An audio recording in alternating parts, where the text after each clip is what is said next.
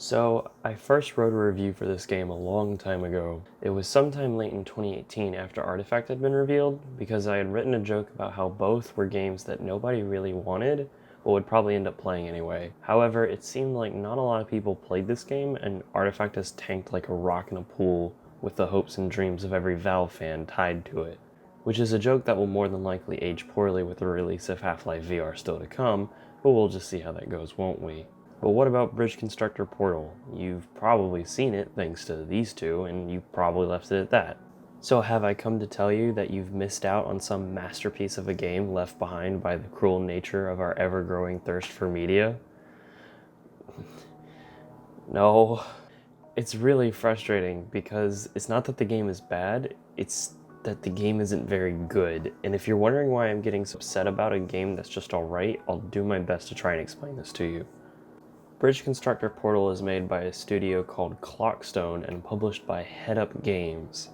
Clockstone is known for their Bridge Constructor games because back in 2011, they made an Android game called Bridge Constructor, and it went pretty well for them.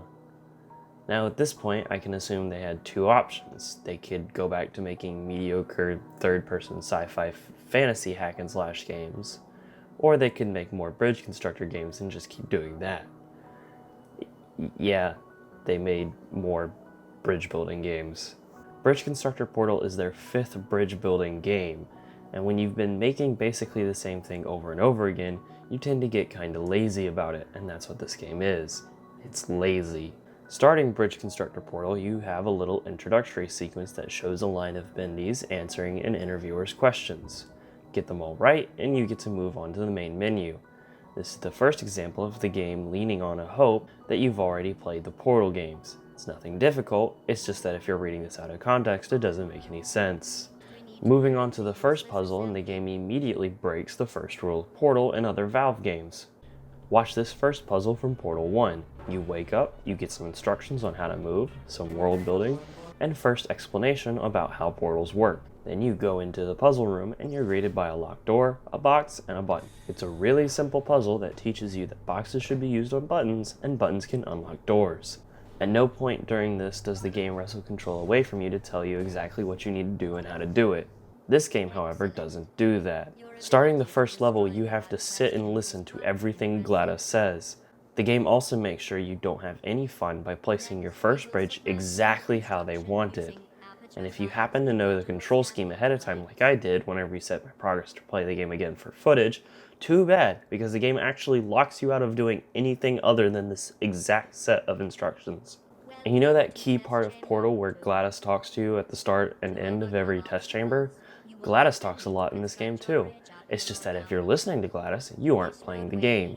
Because just about every time GLaDOS is talking, you aren't allowed to start work on the puzzle. And if you skip the dialogue to move on to the whole playing the game thing that's typically quintessential to playing games, you'll miss out on all the new voice lines. And yes, it is Ella McLean. She is lovely. Look her up. The game constantly does this. It pulls from Portal like you're supposed to have played it coming in, and then holds your hand like you've never heard of what a video game even is. And that whole writing style of overly written names in the Portal universe, it's funny when it's spoken to you here. Please place the weighted storage cube on the 1500 megawatt aperture science heavy duty super colliding super button.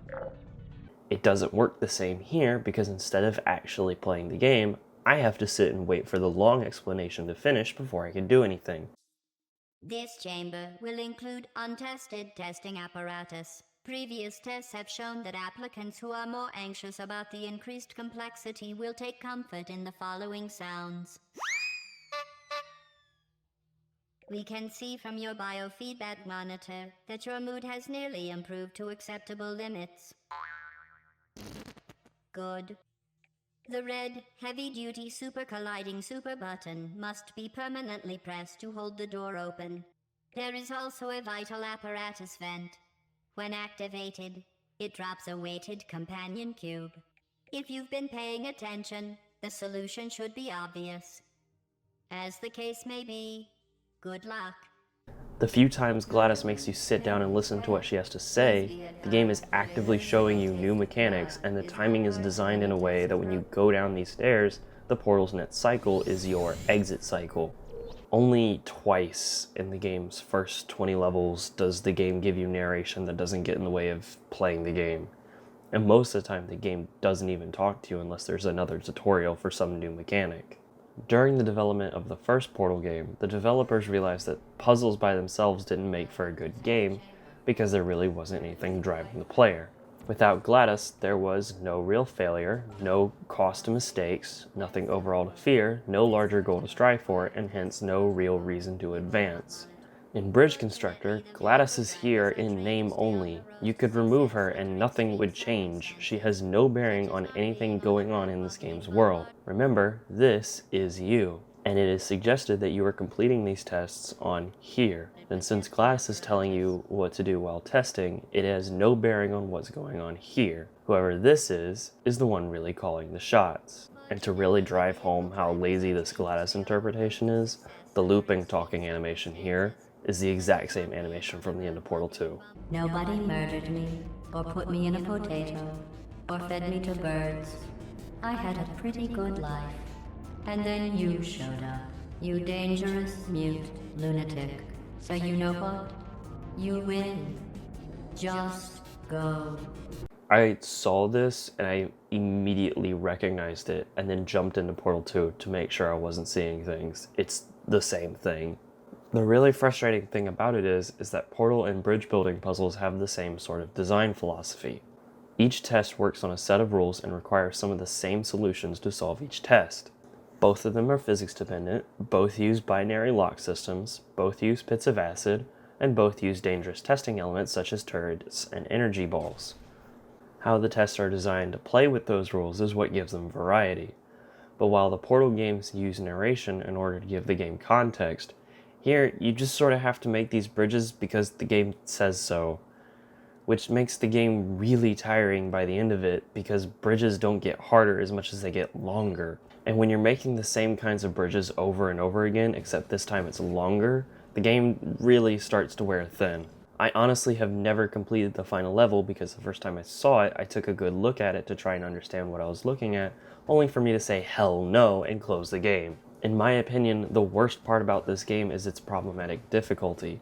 I'm gonna quote the owl Shammy on this one because anything I could write about it wouldn't be as good or as concise as his. I'd like to take a moment to explain a really important distinction about difficulty that I feel is sort of lost on a lot of people. You see, Dark Souls, Super Meat Boy, The Binding of Isaac, Mega Man, and Fury are all games that I, among others, have praised for their difficulty. Thing is though, none of these games are good because they're hard. They're good because they're challenging. And while that may sound like a bullshit semantic statement, it's actually a really important distinction to make. When you give the player a challenge, you're giving them an obstacle to overcome through practice and hard work. When you just make things hard for the sake of being hard, all you're doing is creating a viral marketing campaign for thiazide. Here, later levels just get longer and more annoying to complete, especially when you want to test out one part of the design later in the level.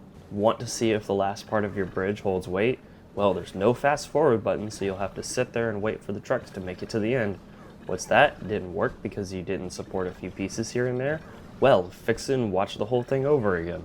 And the mechanics that are here don't really work together. Blue gel from Portal 2? Cool, except that trying to bounce off of it precisely isn't going to happen. I spent a long time trying to get this test to work only for me to give up and just drive over the gel. Or this time when I already knew it was going to be a pain, so I just made a massive bridge.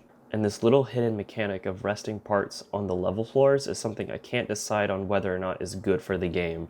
On one hand, it allows me to play with more creative solutions, and on the other hand, those creative solutions allow me to break the puzzle. Or what about the money counter that keeps track of how much building material you're using, but the game has no upper limit, so that information is useless. And still, I haven't even touched the convoy system. I get that you want players to build good enough bridges that it can take heavier loads, but having multiple cars is impossible if your level is built around timing.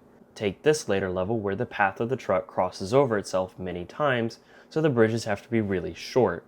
Works with one car just fine. Then the game beats you over the head with 11 more cars and tells you that all the work you did was for nothing. Not because your bridge wasn't structurally sound enough, or it took the right path, but that the angles it wants and the angles that you made aren't the same. Have fun starting over so that you can do it all over again based on this YouTube video you found because you suck at this game, you idiot. Here's the thing about this game.